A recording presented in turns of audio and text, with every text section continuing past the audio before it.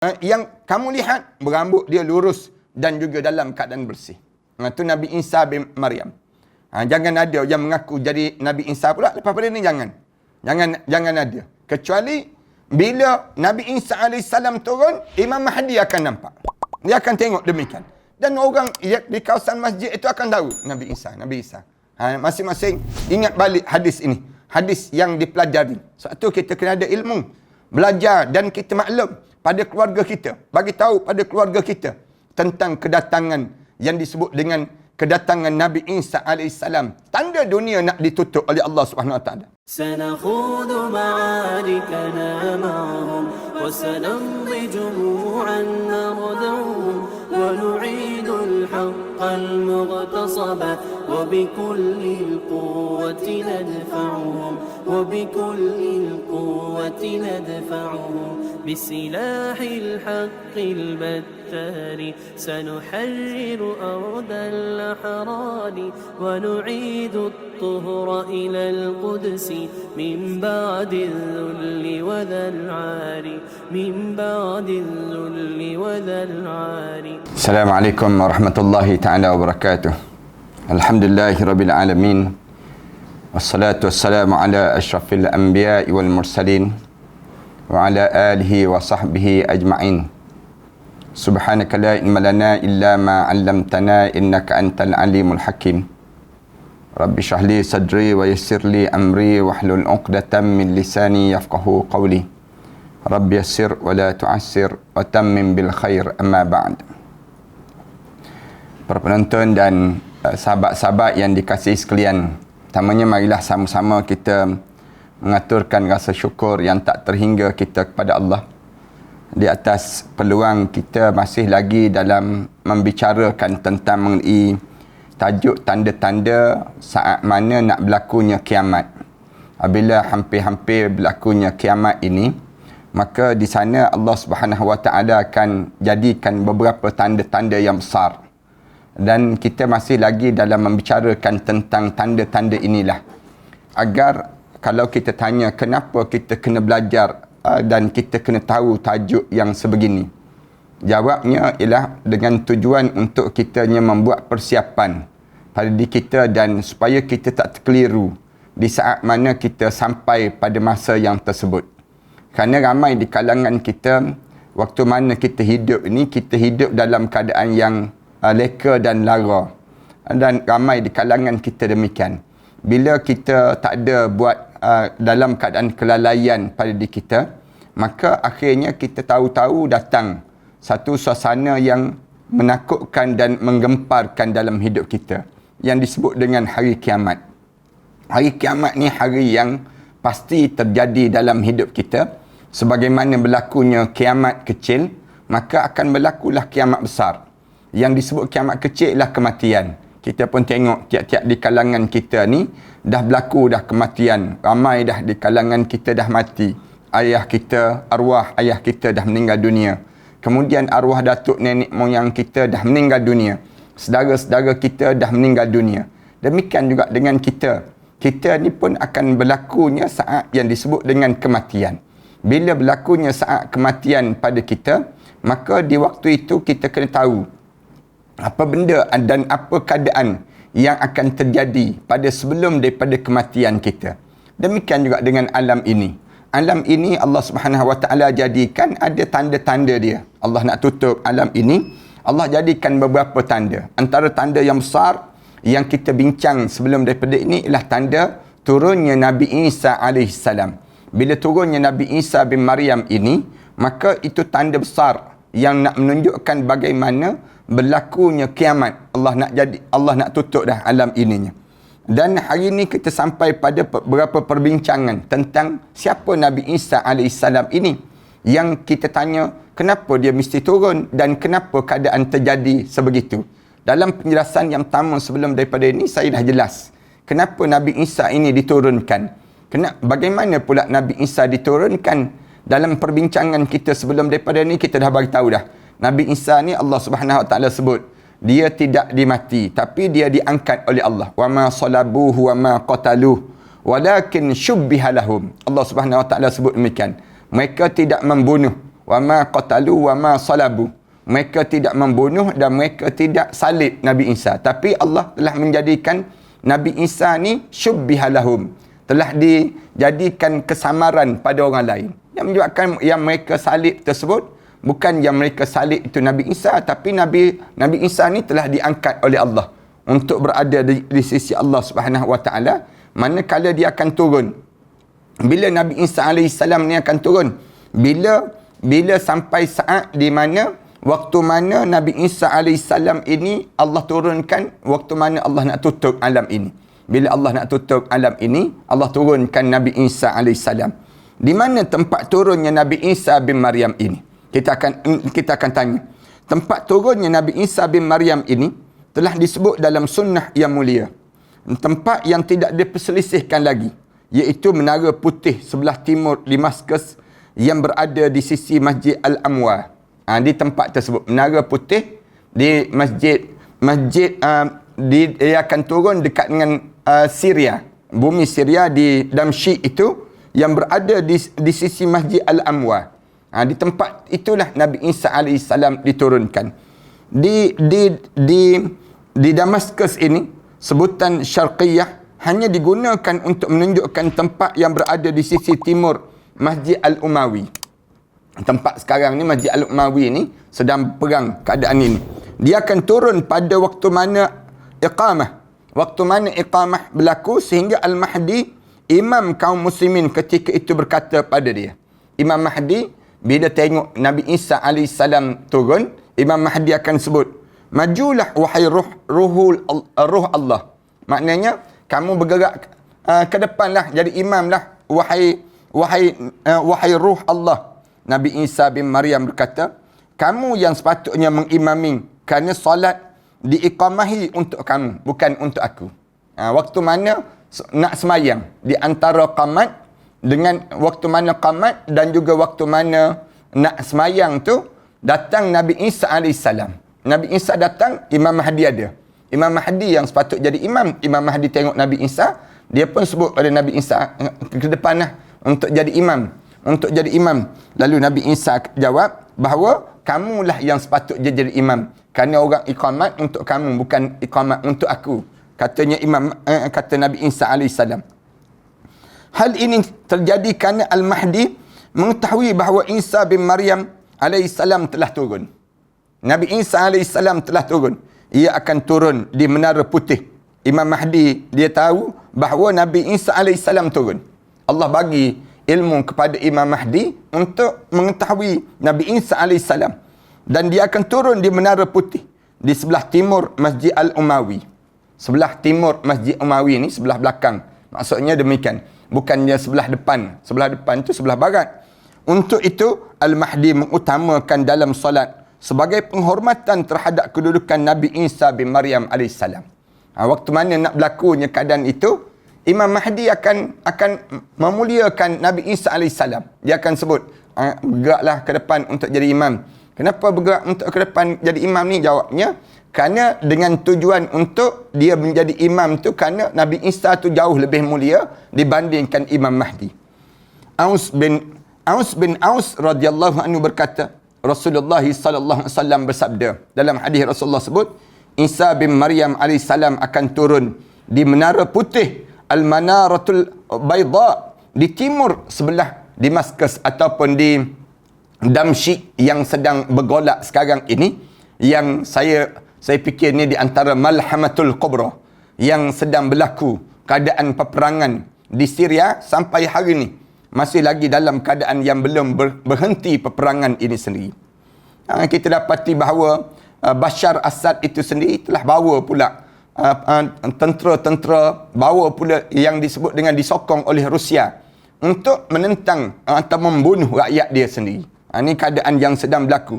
Masih lagi perang di bumi Syria dalam keadaan yang belum selesai lagi.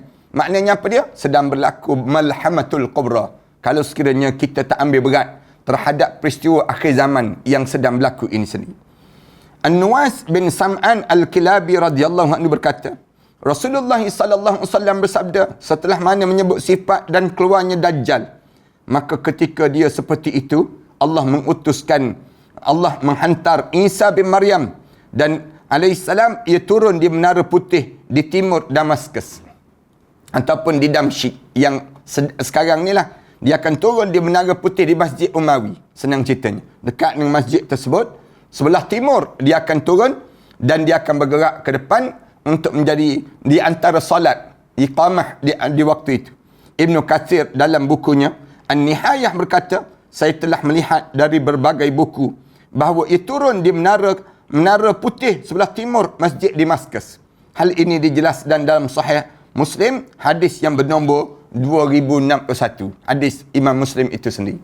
Tuan-tuan boleh tengoklah bagaimana dalam hadis itu cerita di mana tempat turunnya Nabi Isa AS di Syria. Senang ceritanya. Kalau kita sebut di Syria, di mana? Di Damsyik. Di mana di Damsyik?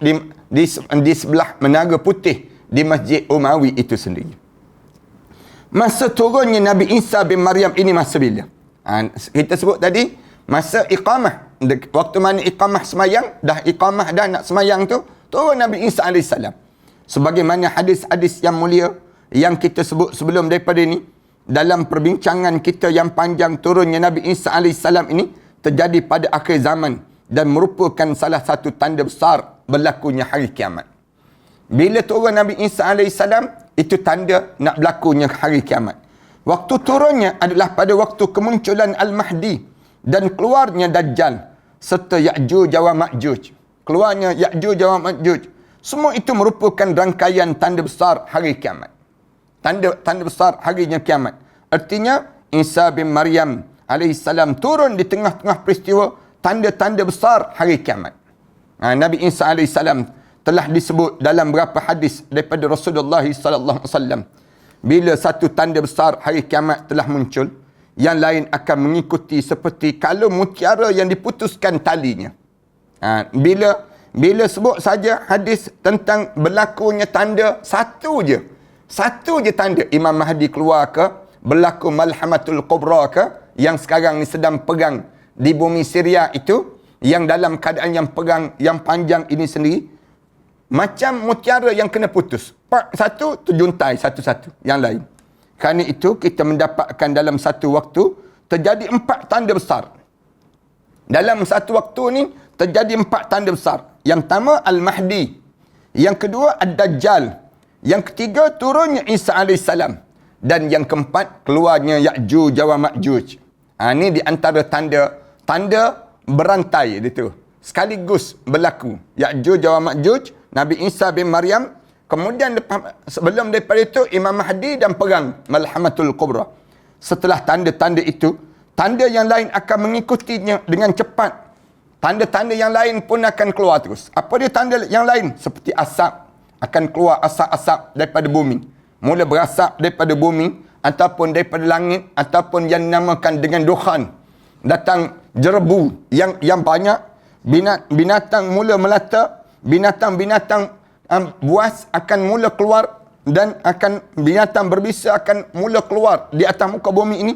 Terbitnya matahari daripada barat akan keluar, dan seterusnya akan keluar beberapa tanda-tanda yang lain. Rasulullah sallallahu alaihi wasallam sendiri telah menjelaskan waktu keluarnya Nabi Isa bin Maryam itu, iaitu pada waktu salat akan didirikan, dan Imam Mahdi akan mengimami manusia di waktu itu. Bila Nabi Isa akan muncul? Waktu mana nak solat? Waktu mana solat? Tak boleh sebut solat zuhur ke, solat asar ke. Tapi yang dibincang, ada yang mengatakan solat yang dilakukan adalah solat asar. Ada yang sebut bila Imam Mahdi ni keluar, solat asar. Ada juga yang mengatakan solat subuh. Waktu mana semayang subuh? Nak semayang subuh. Pada waktu mana nak semayang subuh tu, keluar Imam Mahdi. Sebelah belakang, sebelah timur, di sebelah Menara Putih, jalan je terus ke depan. Kemudian Imam Mahdi tengok, Imam Mahdi pun suruh dia jadi imam. Pendapat yang paling rajih adalah pada waktu subuh yang digambarkan demikian. Tu kita diajar supaya jaga solat subuh berjemaah. Diajar. Kenapa solat subuh berjemaah? Nabi Isa AS turun waktu mana solat subuh berjemaah ni.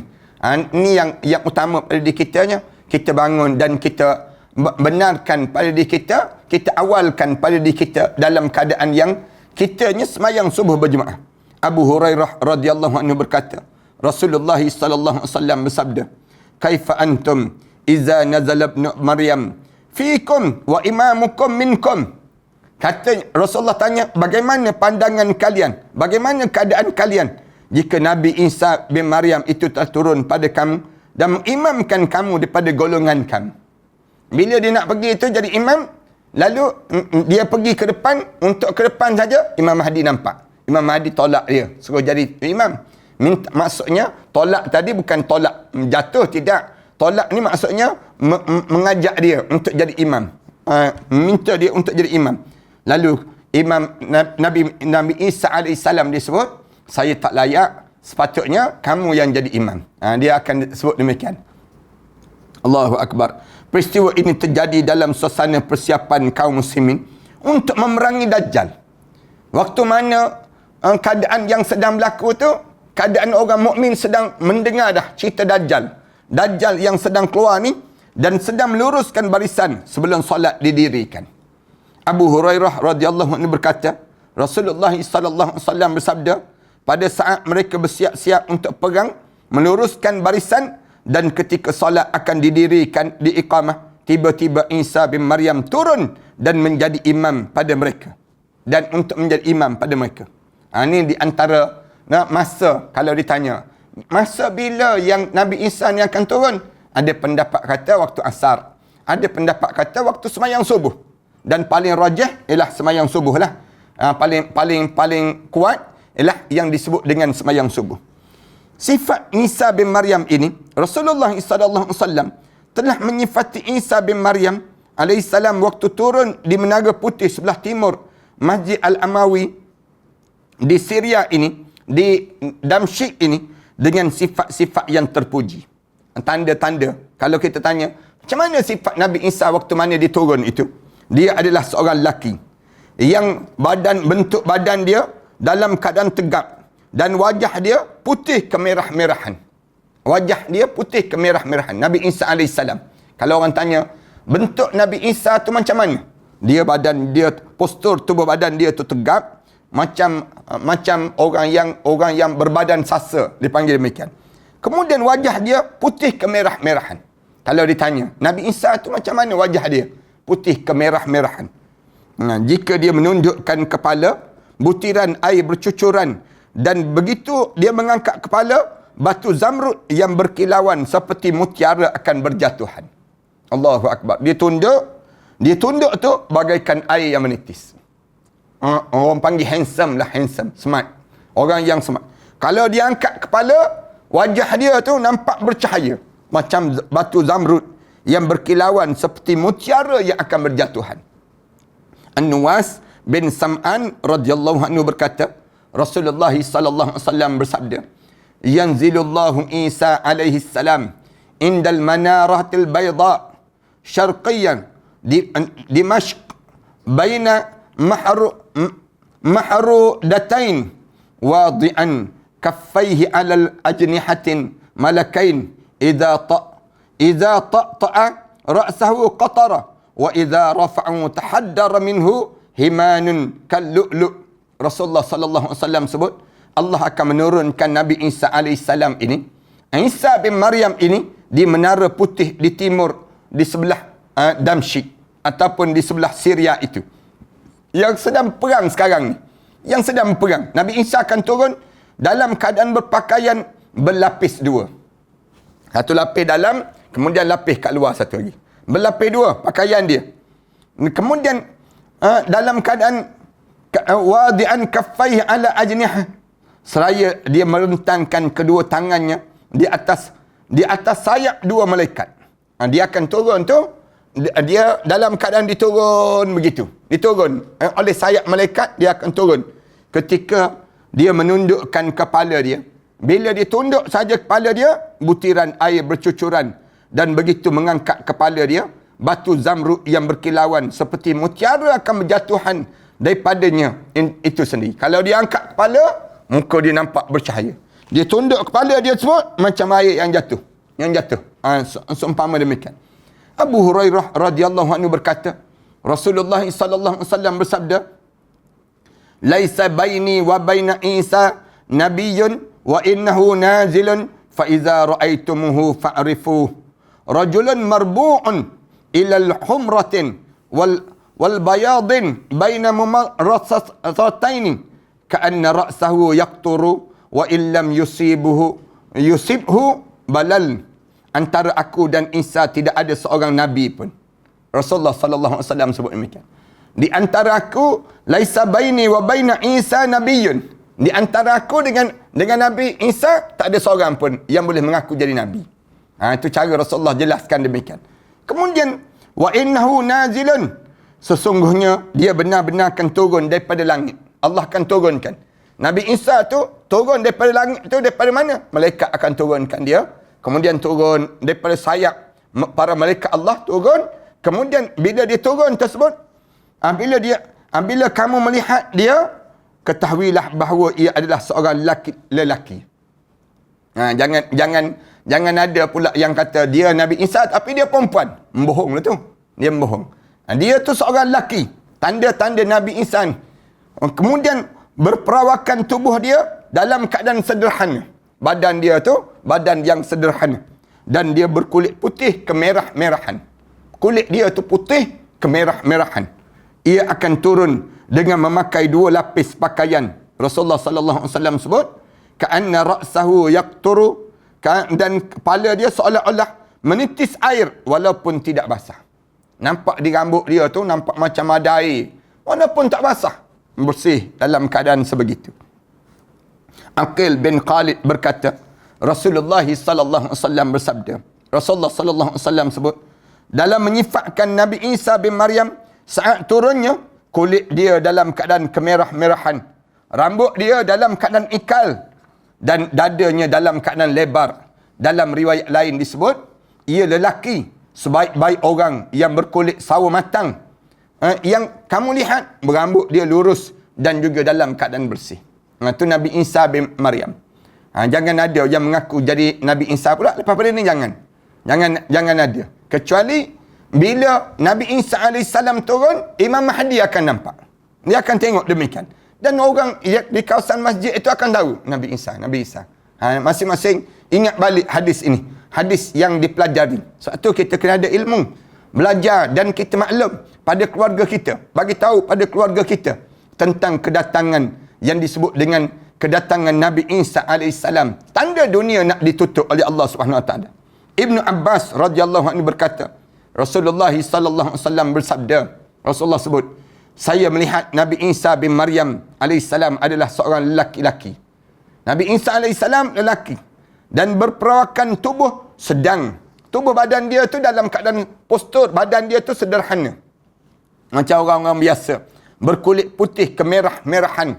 Rambut dia berambut lurus. Dalam hadis lain, Abu Hurairah menambah, ia bagaikan keluar daripada bilik air, kamar mandi. Nabi Isa bila dia datang tu macam orang baru keluar daripada bilik air. Itu tanda dalam keadaan yang dia ni seorang yang dinamakan dengan Nabi Isa AS. Perkara yang pertama yang akan dilakukan oleh Nabi Isa bin Maryam adalah membunuh Dajjal. Kenapa Nabi Isa diturunkan? Tujuan untuk dibunuh Dajjal. Ini tolong jelas pada saudara-saudara kita di kalangan orang Kristian. Bagi tahu pada mereka bahawa yang kamu salib, yang kamu kata Nabi Isa telah mati dibunuh, tak betul. Tak betul. Wa ma salabuh wa ma qataluh, dan mereka tidak bunuh. Wa ma qataluhu wa ma salabuh. Mereka tidak bunuh Nabi Isa. Mereka tidak salib Nabi Isa. Walakin syubbiha lahum. Tapi Allah Subhanahu Wa Taala sebut dia telah dijelmakan orang lain. Waktu mana berlaku demikian? Bila turun Nabi Isa AS, Nabi Isa turun ni, tugas itu dikerjakan sejak hari pertama. Dia turun di atas muka bumi ni, saat itu orang sedang memikirkan masalah Dajjal yang semakin teruk. Orang sedang sibuk dengan masalah Dajjal. Dajjal ni buat PL. Dia panggil keadaan Nabi Isa turun. Mengerikan dan membimbangkan. Dan sudah harus segera dihentikan tanpa ditunda-tunda lagi. Ni. Para hadirin sekalian perhati ya. Yang jahat ni kan, bila berlaku akhir zaman ni, ada orang mengaku begitu, mengaku begini. Yang jahat tu lambat untuk diambil tindakan. Yang baik je, cepat je diambil tindakan. Manakala yang baik-baik, orang mengajar ke, orang kuliah ke, orang buat benda yang disuruh oleh Allah, taat pada perintah Allah, cepat je datang. Tapi kalau sekiranya yang namakan dengan apa dia?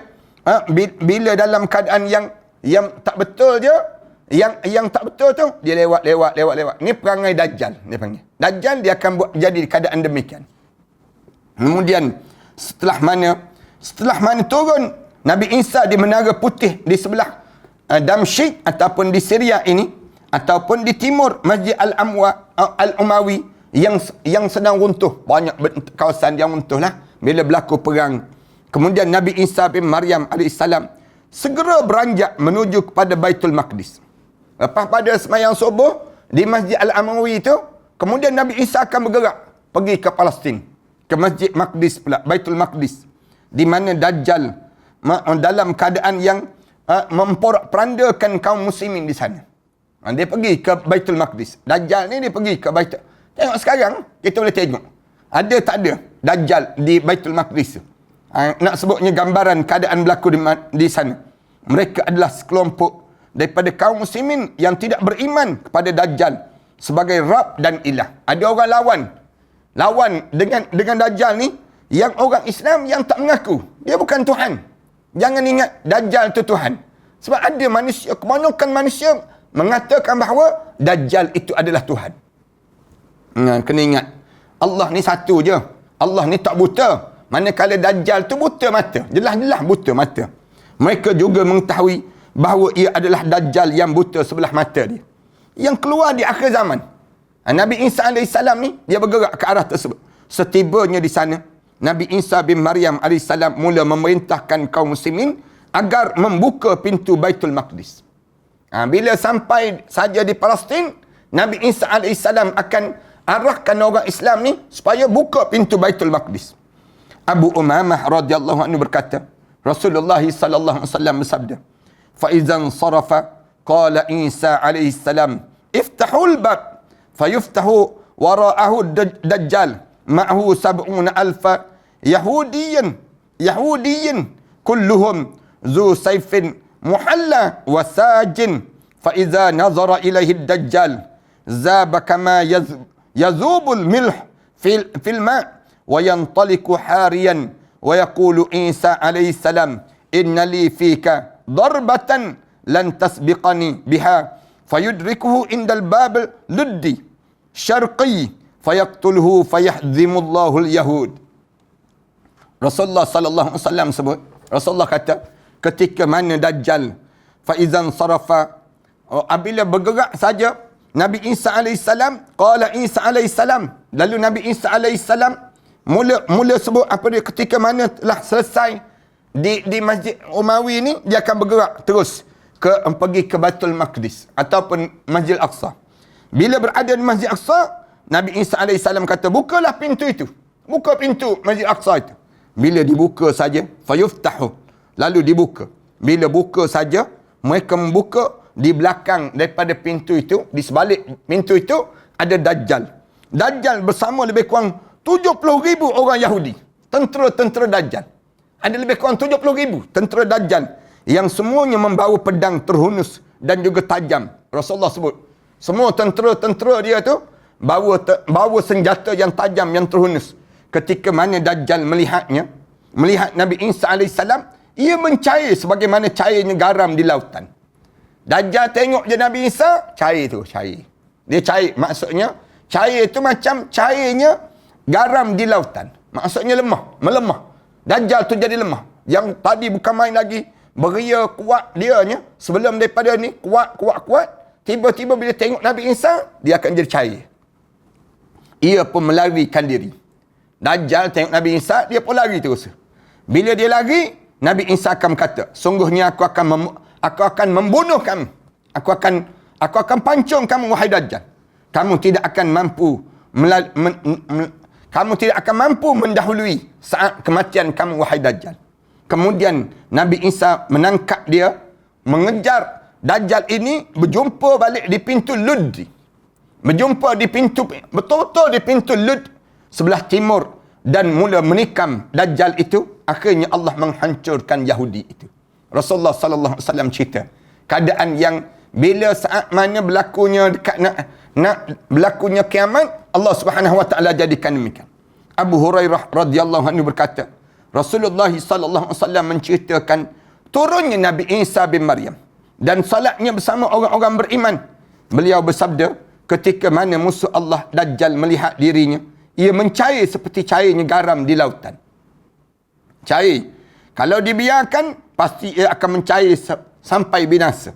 Tetapi Allah berkehendak membunuhnya dengan tangannya, Nabi Isa bin Maryam, sehingga diperlihatkan darahnya kepada mereka dalam pertempuran yang sebegitu. Allahu Akbar.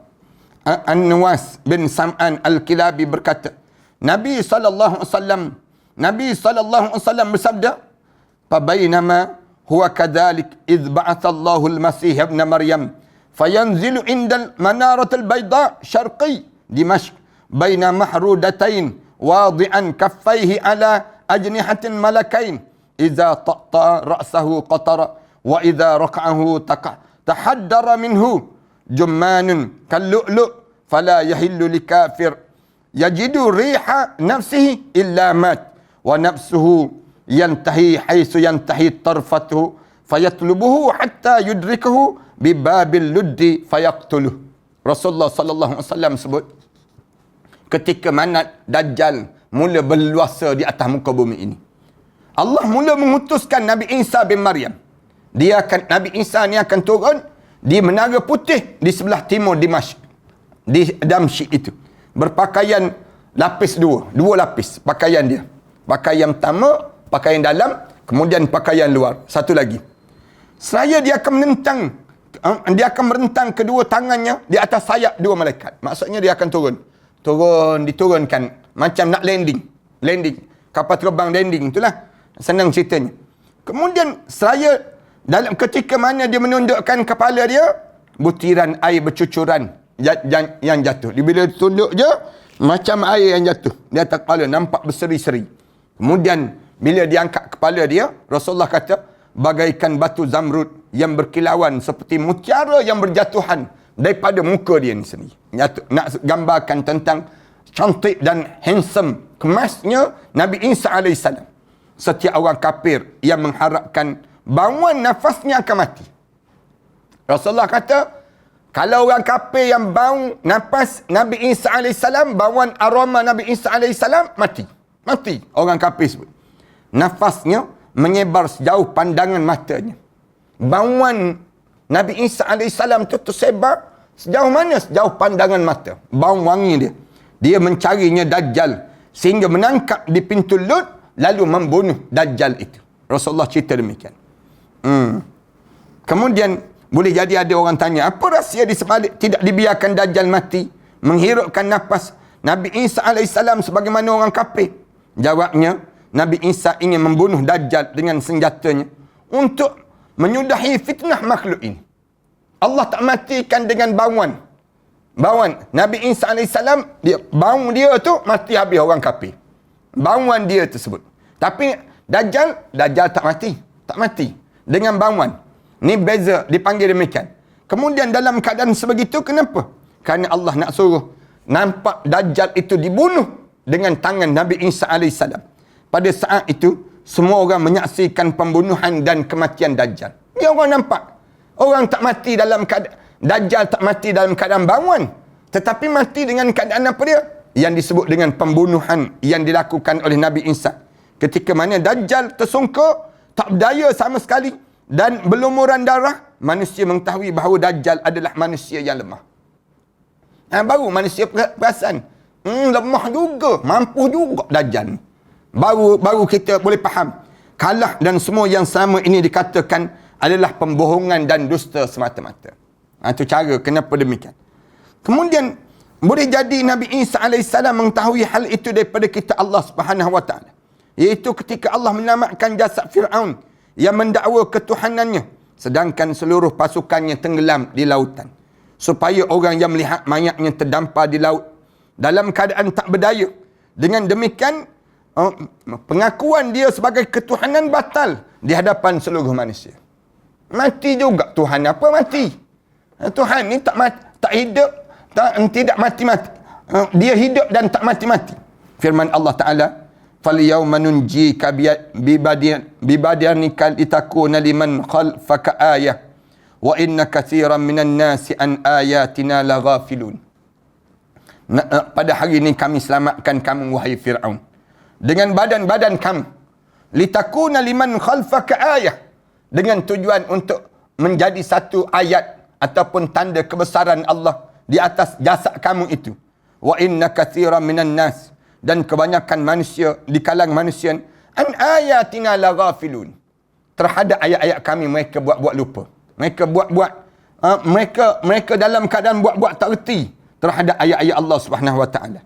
Allah Subhanahu Wa Taala cerita demikian dalam surah Yunus ayat yang ke-92. Pekerjaan yang kedua yang dilakukan oleh Nabi Isa bin Maryam adalah mematahkan salib. Ini di antara tugas Nabi Isa. Turun, yang pertama bunuh Dajjal.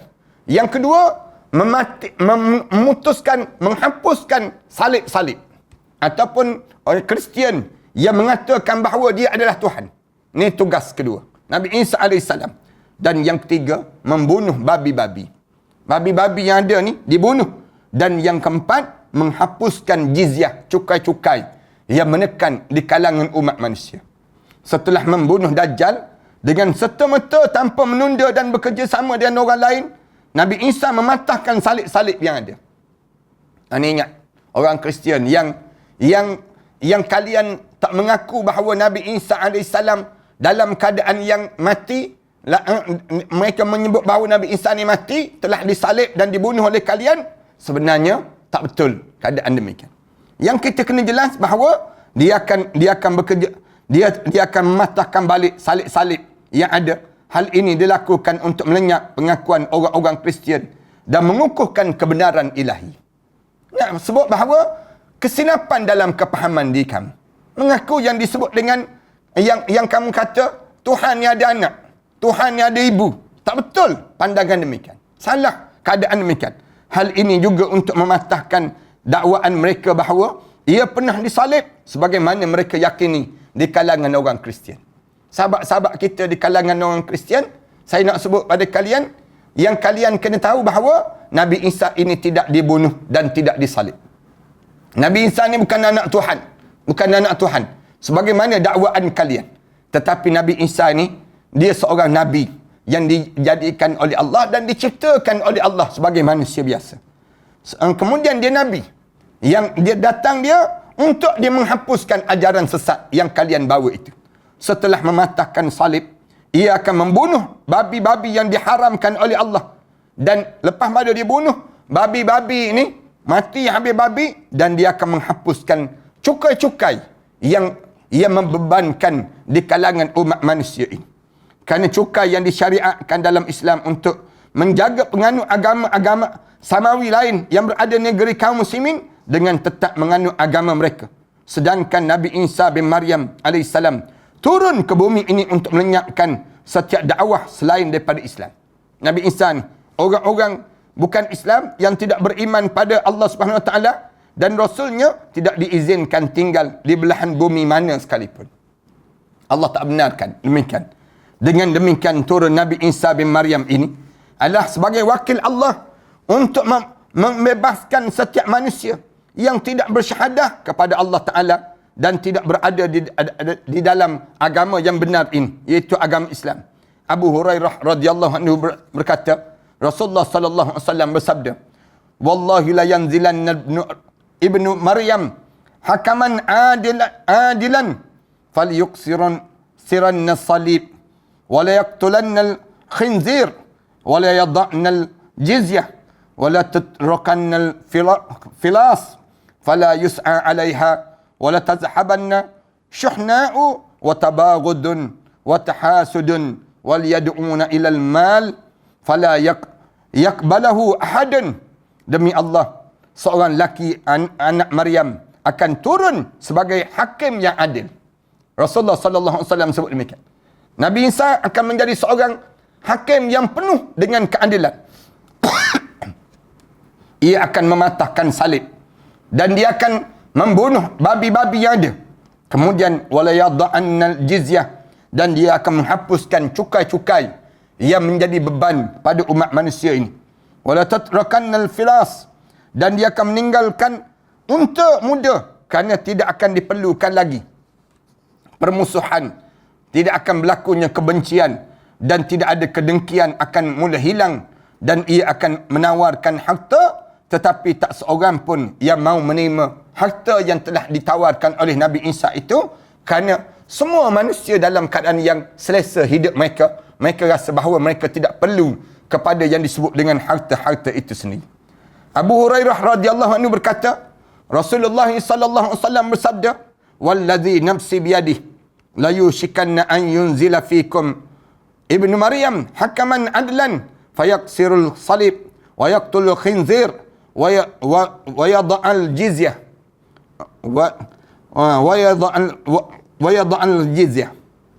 Demi zat yang jiwaku berada di dalam tangannya, Rasulullah sallallahu alaihi wasallam sebut, hampir-hampir saja anak lelaki Maryam akan turun di tengah-tengah kalian sebagai hakim yang adil. Rasulullah sallallahu alaihi wasallam sebut demikian. Ia akan mematahkan segala salib-salib, akan menghilangkan agama yang disebut dengan Kristian itu. Dia akan membunuh babi yang ada, dan akan menghapuskan yang disebut dengan cukai-cukai. Sepak terajang Isa bin Maryam alaihissalam selama mana berada di atas muka bumi ini, setelah mana Nabi Isa alaihissalam berjaya membunuh Dajjal, mematahkan salib ataupun menghilangkan agama Kristian itu, membunuh babi dan menghapuskan jizyah, hingga agama Islam menjadi satu-satunya agama yang ada di saat itu. Dan orang-orang hanya akan menyembah Allah Ta'ala saja. Ada satu pertanyaan yang masih lagi berbaki. Ke mana pergi agama-agama lain dan keyakinan-keyakinan kafir yang telah tersebar di muka bumi sebelum daripada ini? Jawabnya atas pertanyaan ini adalah pengetahuan yang awal dan akhir pada Allah Ta'ala. Maknanya kita serahlah pada Allah. Agama yang lain macam mana? Buddha, Hindu dan sebagainya macam mana? Kemudian Nabi Isa AS akan mengelilingi bumi dengan kuasa Allah, dengan mukjizat yang dimilikinya. Dia akan bergerak. Lepas pada Dajjal bergerak, Nabi Isa AS bergerak. Seperti mana yang disebut dalam hadis yang mulia, tidak ada satu pun orang kafir yang mendapat bauan napasnya kecuali mati. Bila bau saja napas, bauan aroma Nabi Isa AS, orang kafir semua mati. Dan napasnya menyebar sejauh pandangan mata. Bauan tu sejauh pandangan mata. Orang kafir di saat itu dimatikan. Kemudian kita tidak akan mengetahui ada lagi peperangan, kegoncangan dan penenggelaman bumi dan badai yang akan terjadi sejak zaman kita sekarang ini sampai turunnya Nabi Isa bin Maryam alaihissalam. Perhatikanlah perang dunia kedua yang terjadi sebelum daripada ini. Peristiwa ini menelan korban lebih kurang 55 juta manusia. Padahal senjata-senjata pada waktu itu tidak secanggih senjata kita sekarang.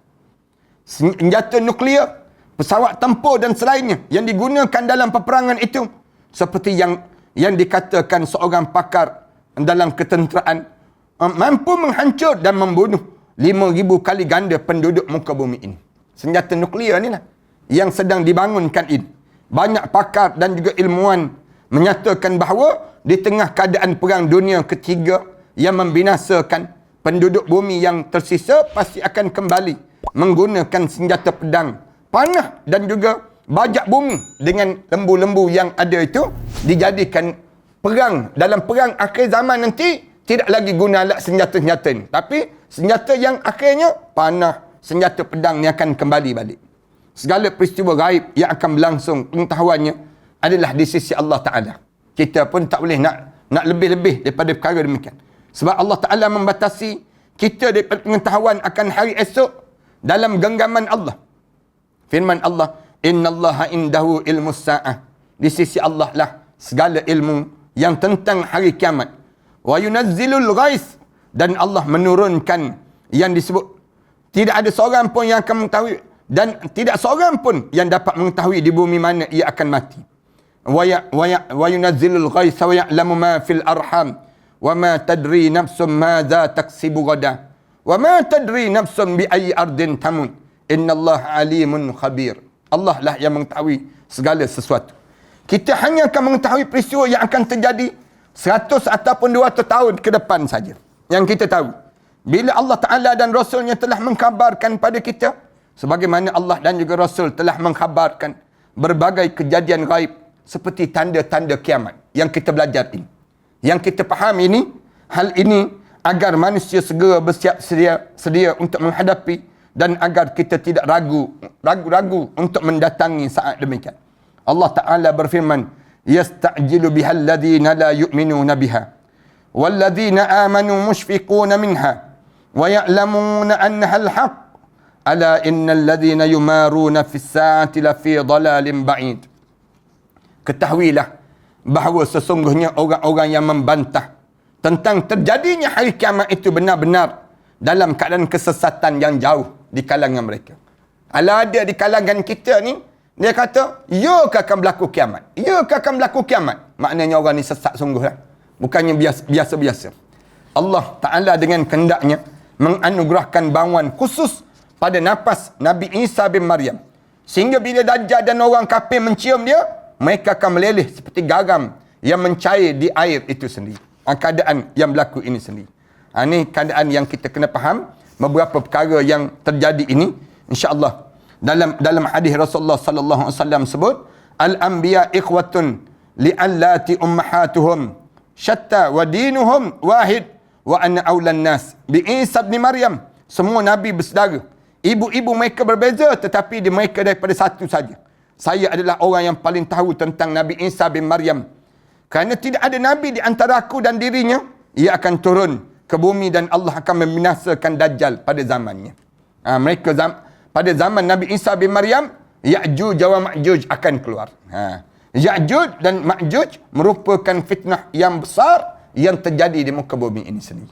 InsyaAllah kita akan cerita mengenai Ya'juj wa Ma'juj ini dalam perbincangan sikit lagi. Kita nak cerita tentang mengenai Ya'juj wa Ma'juj ini di saat mana datang Nabi Isa ni sendiri. Lalu dalam keadaan yang demikian, kita akan tahu bagaimana untuk kita nak berhadapan dengan Ya'juj wa Ma'juj dalam perbincangan yang akan datang nantilah, insya-Allah. Saya rasa cukuplah dalam kita memahami tentang tugas Nabi Isa AS. Kemudian sampailah pada saat yang dinamakan dengan datang Nabi Isa AS ini sendiri. Kemudian Nabi Isa akan meninggal di mana? Ada sikit lagi yang tanya. Nabi Isa bin Maryam akan meninggal setelah mana 40 tahun dia di atas muka bumi ini. Itu di antara yang kita kena fahamlah. Dia akan berada di atas muka bumi ini selama 40 tahun, iaitu setelah mana dia menunaikan haji dan umrah. Seperti yang kita bincangkan sebelum daripada ini, iaitu dia pergi ke Madinah dan mengunjungi dan mengucap salam pada Rasulullah sallallahu alaihi wasallam. Nabi Isa dia pergi ke Madinah, dia bagi salam pada Nabi sallallahu alaihi wasallam. Tak lama berselang dia meninggal di Madinatul Munawwarah dan dikuburkan di sebelah Rasulullah sallallahu alaihi wasallam.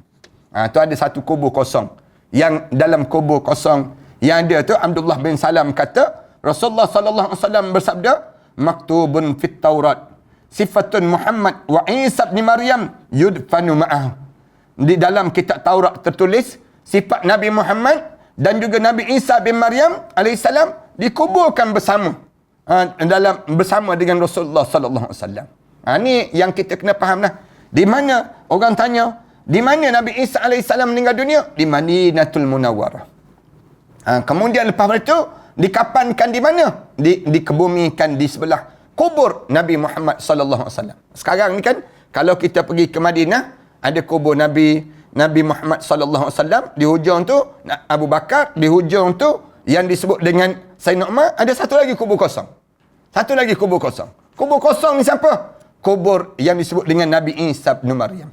Ni yang disebut dalam kitab Taurat pun ada. Dalam kitab disebut dalam Rasulullah sallallahu alaihi wasallam sebut, dia ada dalam kitab Taurat itu. Di mana ditulis sifat Nabi Muhammad dan Nabi Isa bin Maryam, dia dikebumikan bersama. Yudfanu ma'ah, dia akan dikuburkan bersama dengan tempat Rasulullah sallallahu alaihi wasallam. Ini tempat demikian. Kemudian selama mana dia berada di atas muka bumi ini, jadi kemuliaan orang yang hidup di waktu itu. InsyaAllah dalam perbincangan kita yang kelima nanti, kita akan bincang tentang tanda-tanda kiamat Ya'juj wa Ma'juj pula, insyaAllah. Mudah-mudahan Allah bagi kesempatan pada kita untuk memahami keadaan-keadaan yang menghampiri dengan kematian ini. Mudah-mudahan Allah panjangkan lagi umur kita dan Allah rahmati perjalanan hidup kita ini sendiri, insya-Allah. Tuan-tuan, sekali lagi saya nak sebut pada tuan-tuan mengenai sumbangan nasi bungkus. Ya, masih lagi kita perlu di kalangan kita ni. Jadi kalau tuan-tuan nak infak dan sebagainya, terus ke akaun Matan Center, insya-Allah. Dan tuan-tuan maklum pada talian 013 906 1204. Yang keduanya, saya masih lagi memerlukan tajaan untuk anak-anak ni menghafal Quran. Tajaan pelajar ni yang menghafal Quran ini yang dah habis dah, tapi mereka menyambung peringkat dapat syahadah. Nak dapatkan syahadah, nak dapatkan yang dinamakan dengan sijil SPM dan sebagainya. Ada lebih kurang 3 orang yang perlu ditaja ni. Sama ada adik Muhammad Zulhaziq bin Zulkifli. Ini adik Muhammad. Kemudian adik Nasrin Nasuha yang perlu pada tajaan juga. Dan adik Nasrin Nasuha ni daripada section U17. Manakala adik Haziq ni daripada Taman Jambu Indah, Kampung Air Hijau, Macang, Kelantan. Anak Kelantan yang perlu tajaan, tuan-tuan. Dan yang ketiga, adik Nurin Afrina Zahra yang masih lagi daripada Bandar Puncak Alam, insya-Allah. Dan kalian yang ingin taja anak-anak ni, sama ada nak taja dalam bentuk sebulan, sama ada nak taja dalam bentuk 4 bulan ataupun 8 bulan ataupun 12 bulan. Tajaan ini talian terus ke talian 013 617 1941. Ni mudah-mudahan kita bila kita taja macam ni, selamatlah daripada fitnah dajjal kita ni, selamat daripada ujian-ujian akhir zaman ini. Berapa nak taja tu terpulang. Nak taja sebulan boleh sebanyak RM350. Nak taja 4 bulan boleh RM1,400. Nak taja 8 bulan pun boleh RM2,800. Nak taja setahun terus boleh RM3,700. Boleh. Tajaan-tajaan ini kalau parahan sekalian nak taja tu, manfaat besar lah di kalangan kita pakat-pakat. Terus ke talian 013 617 1941. Siapa nak baca Quran tiap-tiap hari untuk kita? Kita nak upah, kita nak hantar duit ke masjid pun tak boleh sebanyak tersebut. Tambah masjid sekarang ni pula dah tutup semua. Nak cari siapa lagi? Kalau nak akaun tu, talian terus ke talian 013 617 1941. 617 1941. Mudah-mudahan kita akan dapat manfaat lah dalam perbincangan kita ini sendiri. Mudah-mudahan kali ini Allah menambahkan lagi ilmu pada setiap di kalangan kita, insya-Allah. Aku qouli hadza astaghfirullah li wa lakum. Wassalamualaikum warahmatullahi taala wabarakatuh. Bismillahirrahmanirrahim. Alhamdulillahirabbil alamin. Wassalatu wassalamu ala rasul amin wa ala alihi wa sahbihi ajma'in. Rabbana iftah bainana wa bain qaumina bil haqq wa anta khairul fatihin. Rabbana zalamna anfusana wa in lam taghfir lana wa tarhamna lanakuna minal khasirin. Rabbana wa tub alaina innaka antat tawwabur rahim. Rabbana atina fid dunya hasanah wa fil akhirati hasanah wa qina adzaban nar. Sallallahu ala Muhammad wa ala alihi wa sahbihi wasallam. Alhamdulillahirabbil alamin.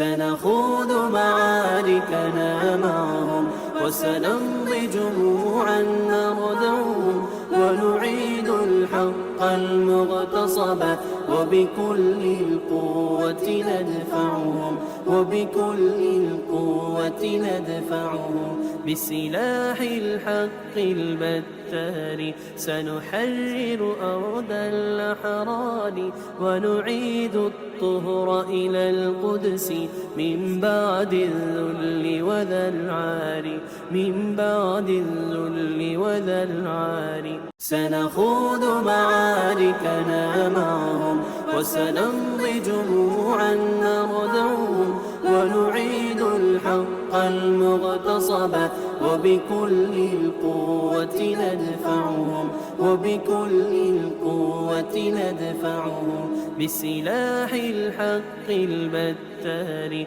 سنحرر أرض الأحرار ونعيد الطهر إلى القدس من بعد الذل وذا العار، من بعد الذل وذا العار. سنخوض معاركنا معهم وسنمضي جموعا نردعهم، ونعيد الحق المغتصب وبكل القوة ندفعهم، وبكل القوة ندفعهم. وسنمضي ندك معاقلهم بدبيل دام يقلقهم، وسنمحو العار بأيدينا وبكل القوة نردعهم، وبكل القوة نردعهم. سنخوض معاركنا معهم وسنمضي جموعا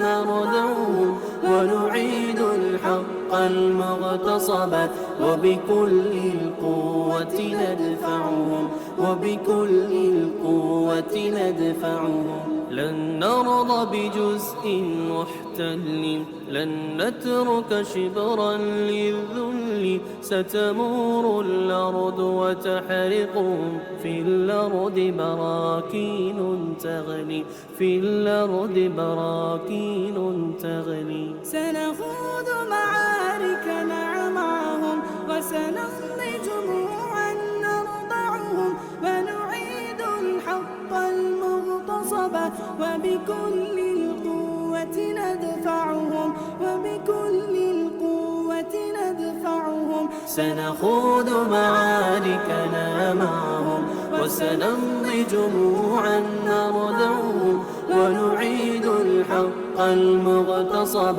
وبكل القوة ندفعهم، وبكل القوة ندفعهم. سنخوض معاركنا معهم وسنمضي جموعا نردعهم، ونعيد الحق المغتصب وبكل القوة ندفعهم، وبكل القوة ندفعهم.